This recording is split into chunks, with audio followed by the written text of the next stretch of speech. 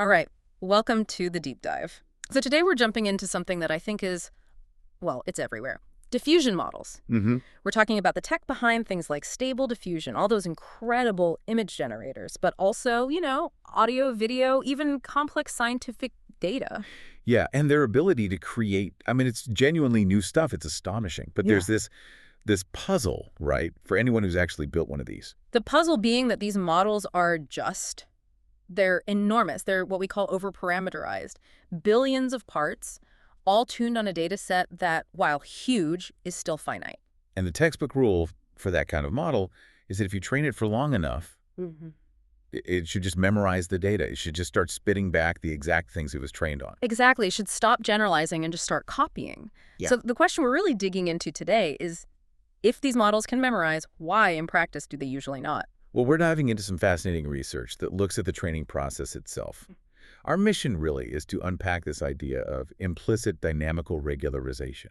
That sounds very technical. It is, but the core idea is simple. It's that time, just the amount of time you spend training, is what separates a model that creates from a model that copies. Okay, so to give you a bit of a roadmap for this, we're going to define two really crucial moments in time for a model's training. There's a point where it hits peak quality. And then a second, much later point where it really starts to break and to just reproduce its training data. And the gap between those two moments, that's the magic window. That's what this is all about. That's the whole story. Okay, so before we get there, let's do a quick level set on how a diffusion model even works. It's basically a two-stage thing, right?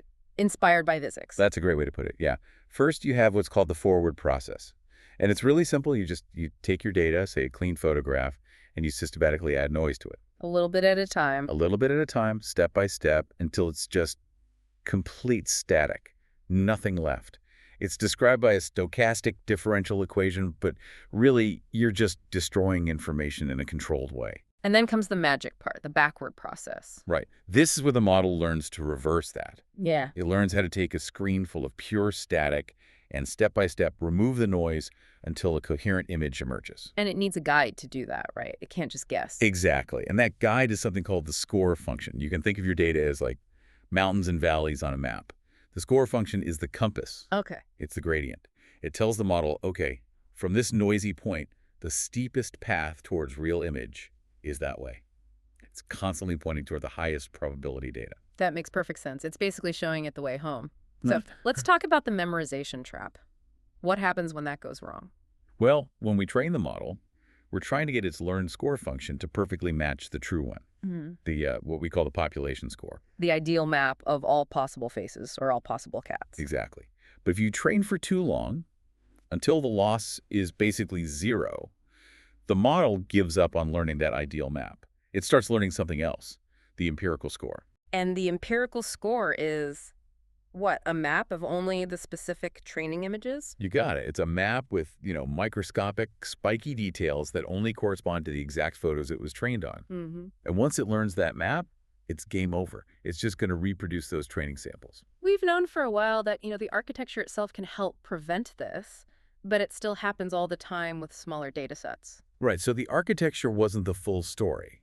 This research points to something much more subtle, an implicit bias that just emerges from the training process over time. Okay, so if this is all about time, how do we actually measure it? This brings us to those two timescales you mentioned. So the researchers defined two key moments. First is tgen, which is generalization time. Tgen. This is basically the moment the model is done. It's when the quality of the generated samples peaks. And they measure this using a metric called the fresh inception distance, or FID. And just for anyone listening, why is FID the gold standard here? Because it's not just about whether an image looks pretty. It actually compares the statistical distribution of the generated images to the real ones. So a low FID score means your fake images are statistically indistinguishable from the real deal. So when FID hits rock bottom, that's your taken. The model is as good as it's going to get at generalizing. That's your quality milestone. Got it. Now what about the other one? That's memorization time. That's the point of no return. It's the later time when the model starts spitting out training samples at a noticeable rate. Yeah. You measure it with something called the memorization fraction. And this is where the findings get really, really interesting. So they take a model, a standard UNet, and they train it on different amounts of data. Yep. And you would think, okay, if I double the amount of data, it should take longer to reach peak quality, right? Longer to learn everything. That is absolutely the logical assumption. Mm-hmm. But it's not what they found. They found that tgen is basically constant. Wait, what? Yeah. Whether they used a small data set or one 8 times bigger, the model got good. It hit its minimum FID at roughly the same number of training steps. That is wild. It just learns at a fixed pace no matter how much you throw at it. Pretty much. Okay, so if the quality time is constant, then the memorization time, tmem, that has to change with more data. It does. It changes in the most perfect way you could hope for.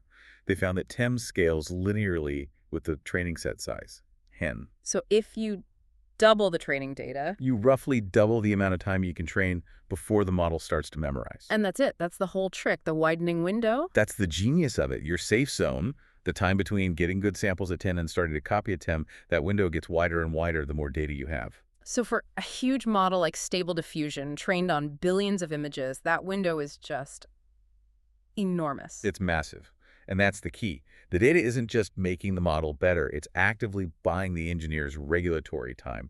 It's giving them this huge safety buffer. And this whole concept, this safe zone that you get just by stopping the training on time, that is implicit dynamical regularization. That's it. It's regularization you get for free just by watching the clock. Yeah. And they even checked it's not just because of data repetition.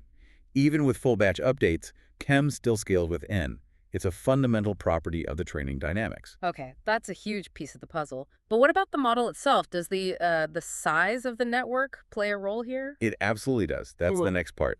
They looked at model capacity, which they called P, basically how many parameters it has. And for their UNet, that was controlled by a width parameter, W. Exactly. And what they showed is that the model's capacity is like a speed dial for the whole process. If you use a bigger, more capable network, it learned everything faster. So it hits tgen sooner? It hits tgen sooner, but, and this is the crucial part, it also hits TEM sooner. So there's a trade-off. A more powerful model is faster, but your safe window, your generalization window, actually gets shorter for a fixed amount of data. Precisely. Which lets you think about this whole thing like a phase diagram, with data size, n on one axis, and model size, p on the other. And that map has different regions, different regimes. Right. First, you have what you could call the architectural regularization regime. This is the dream scenario. Yeah. You have so much data, more than some threshold n star, that the model just isn't powerful enough to memorize it all. So even if you trained it forever, it literally couldn't copy everything. Memorization is structurally impossible. But most of the time, we're not in that regime, we're in the other one. The dynamical regularization regime. Where the model could memorize, but the training dynamics delay it, giving us that window. And this brings us to the really fundamental question. Why? Why does the model wait? Why does it learn to generalize first? Right. Why learn the broad strokes of a face before it learns the tiny details of one specific face in the training set? The answer is something called spectral bias. Okay. It's a known property of neural networks. They're just fundamentally biased towards learning simple, smooth, low-frequency functions first. Let's break that down. What does low frequency mean when we're talking about an image of a face? That's a great question. Think of that score function we talked about. The true, ideal one is smooth. It's low frequency. It represents the broad strokes, the general shape of a face, the common structure of a cat. Okay. The general concept. Right. But the noise, the dataset specific stuff, the exact texture of a carpet in one photo, a weird lighting artifact, that's all high frequency. It's jagged and irregular. I see. So the network naturally learns the melody of the data, the smooth general structure, before it even tries to learn the noisy, high-frequency harmonics that are just overfitting. That's a perfect analogy. It converges to that smooth, low-frequency melody really fast, which is why tgen is constant. Yeah. And it stays in that generalized state for a long, long time. Till eventually. Only at very long training times, when you approach BIM, do the dynamics finally have enough push to start fitting that jagged, high-frequency noise, and that is what leads directly to memorization. The system is it's naturally lazy. It prefers the easy general solution first. This completely changes how I think about training these things. It's not just about building the right architecture to prevent copying. We're actually riding a wave, a time-based feature of deep learning itself. That's the core takeaway. Training time isn't just a parameter. It's an active implicit regulator. By understanding this window between tgen and tmem, you can reliably generate novel content. and, sidestep a lot of the privacy risks of a model just spitting out its training data. And this idea, it's not just for these specific image models, is it? Oh, not at all. The principles are based on score matching. So this should apply to a whole class of generative models. Things like stochastic interpolance, flow matching, all these new, exciting architectures. The idea of using early stopping to ride that dynamical bias is it's a very general tool. So if you're a practitioner, the guidelines are pretty clear. You need to manage your network capacity, because that's your speed dial, and you need really good early stopping policies. Don't just watch the loss go down. You have to monitor a quality metric, like FID, to know when you've hit tgen and you're in that safe window. They are absolutely essential levers. This dynamical bias is what lets us control these incredibly expressive, massive models. But there's one really interesting caveat the researchers pointed out. Most of their analysis was done with standard SGD, stochastic gradient descent. Right, which almost nobody uses in practice anymore. It's all Atom or Atom W. Exactly. And we know different optimizers change the whole learning trajectory. They change the speed, which means they're absolutely going to shift tgen and tum. So the window is still there, but Atom might make it wider or narrower or shift it earlier or later. It could do all of those things. So the really interesting practical question that this research leaves us with is, what's the map look like for Atom?